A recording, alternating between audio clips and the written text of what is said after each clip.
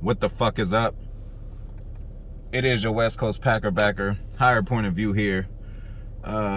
Quickly to talk about the victory amongst other things, but quickly on the victory. Offense, nice efficiency from A-Rod, time of possession, not turning the ball over. There was a Randall Cobb sighting. There was a couple Randall Cobb sightings. Devontae did his thing too, even though it didn't jump off of the wall, but he caught a few, critical passes. Run game is on point. On the defense, there was more pressure. Devondre Campbell still doing his thing. Jair did his thing up until he got hurt. Jair is hurt. We'll see what's up with that. We don't know anything yet, but we'll just say out indefinitely, And yeah, we're going to leave that at that. Special teams, there's one point. Now, I know they say there are 3 phases of the game, offense, defense, and special teams, but there's like 3 phases of special teams. You can have a good special teams game because of the field goal unit, but then the punt unit fucked up. So, I'm just still waiting on the full game from our special teams, and hopefully that comes at a critical moment, probably in the playoffs or something like that. But, yeah, that's that, and that's all we're going to talk about this win.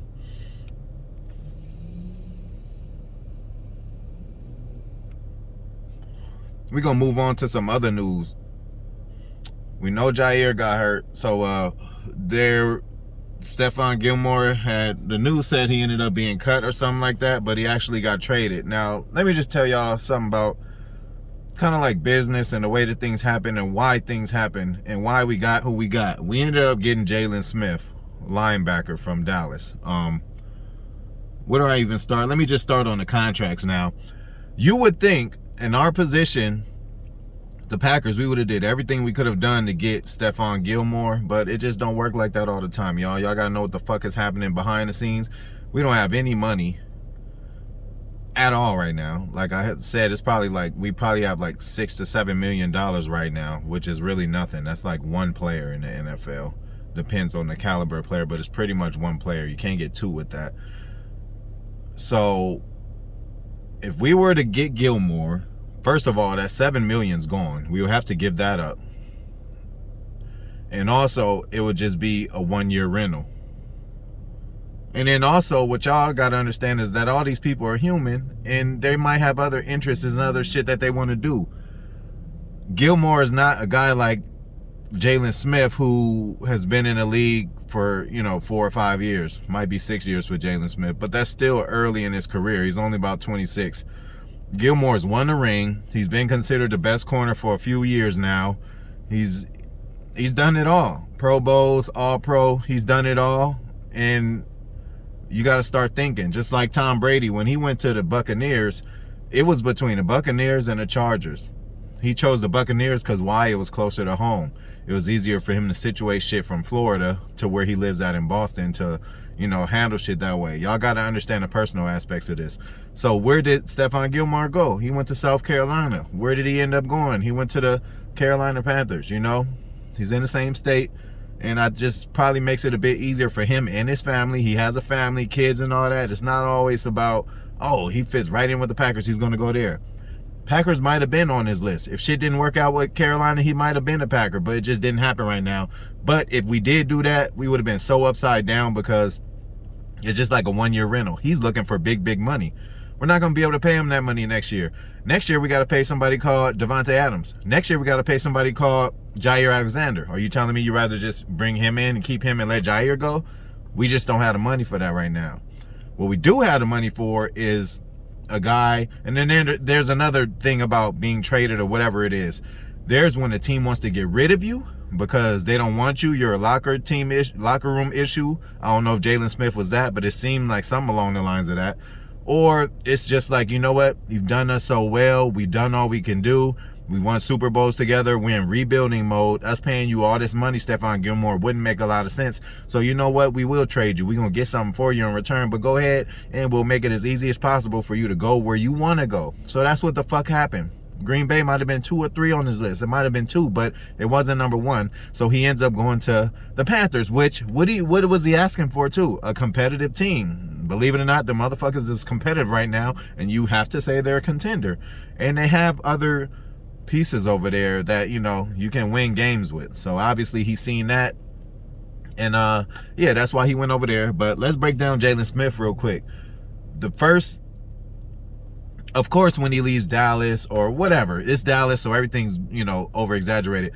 So you got some Cowboys fans saying, oh my God, he couldn't cover anybody. Just like us Packer fans like to complain about whoever every week. Kevin King, okay? He could have been a Kevin King on that team, but God's honest truth, Kevin King on another team is not so bad. And listen, we might need Kevin King this year, okay? So it's good. We know what the fuck he does. We know his flaws, but we also know what Kevin King can do and what he's done before. He led the team in interceptions 2 years ago. You think that was by accident? Jair was still on the team. Sully was still on the team. You know, he led the team in interceptions, you know? What happened to him being compared to like a Richard Sherman with his length? Like, you know, he gets injured and that's still what we're dealing with now. But I think in spurts, you guys, in spurts, I think Kevin King is comparable. You know, he's better than average. I'm going to say that. So going back to Jaylen Smith, highlights that I like from him. Number one, he had an injury in college that with most players or just a lot of players, he probably wouldn't be able to make it back from. And not only did he make it back, but he made it to the NFL, got over that hump. Then when he went to the NFL, he had enough, whatever confidence or whatever he uses to get him at his best game, he had enough of that to keep it up for a whole year to get him in the Pro Bowl. Now, the Pro Bowl isn't what it used to be, but it's some kind of recognition as you being a decent player. So he made the Pro Bowl not too long ago. And just like anybody, you know, he's going to have his flaws. They say he trips out in coverage. Well, we didn't have a lot of coverage linebackers anyway. We just got one this year, Campbell, and, you know, he's going to need a running mate now. We can't run him all the way to the ground. You know, we're already thin. That's why we got him. And I just think it's going to work. And another thing, like, this isn't his fourth or fifth team. When you're on four or five teams, it's like, okay, this motherfucker just don't get it. This is only a second team. Do you know how many players leave one team and go to another organization and excel? Look at Randall Cobb, what he just did this last week. He didn't do that shit in Texas at all. He didn't do that at Dallas at all.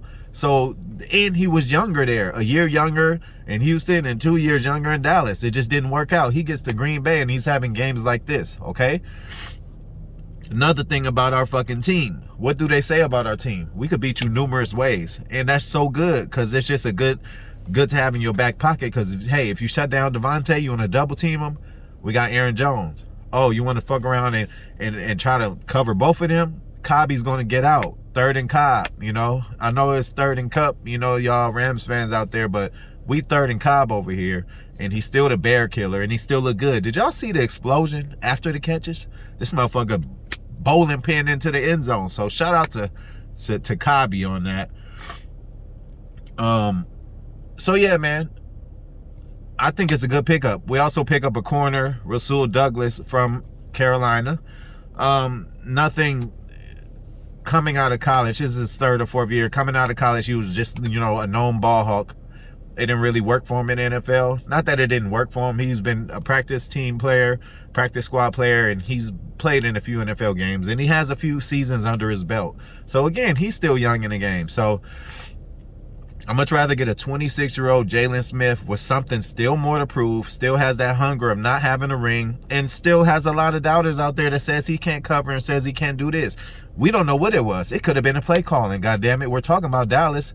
It could have been the coaching, you know. It could have been another motherfucker wasn't on their job and he had to try to cover up for them. We don't know. It's too many moving parts to say why it was good or bad. But to me, he had some good years in Dallas, and he's a known name. He wouldn't have been that known if he wasn't creating havoc. I've seen him a few times against us. So, if anything, if it doesn't work, I mean, we already got our guy in the middle right now. It's Campbell, you know. If he can come in and help Campbell, if he could just help him get a breather, that'll work. But if he actually comes in and tries to make a bigger impact at that linebacking position, which we need, you know, like, I'm all motherfucking for it. So, all y'all talking about we should have got Gilmore, it wouldn't have worked. Number one, it would have been a 1-year rental. Number two, we didn't have the money to re-sign him anyway. We got too many other people to re-sign. You rather re-sign him or re-sign Jair? You tell me.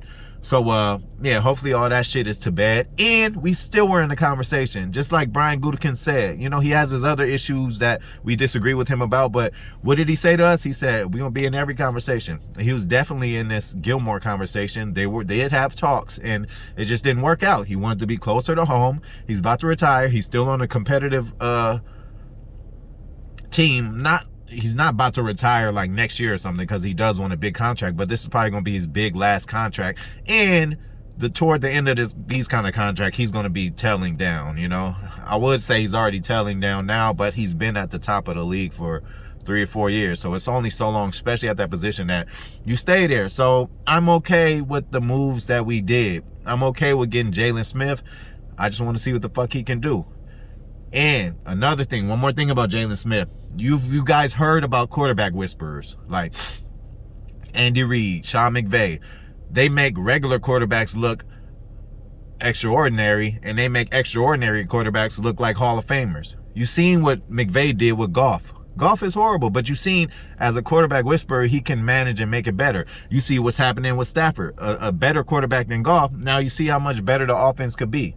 Same thing with defense in, you know, any position. But they say that Joe Barry, our defensive coordinator, is a linebacker whisperer.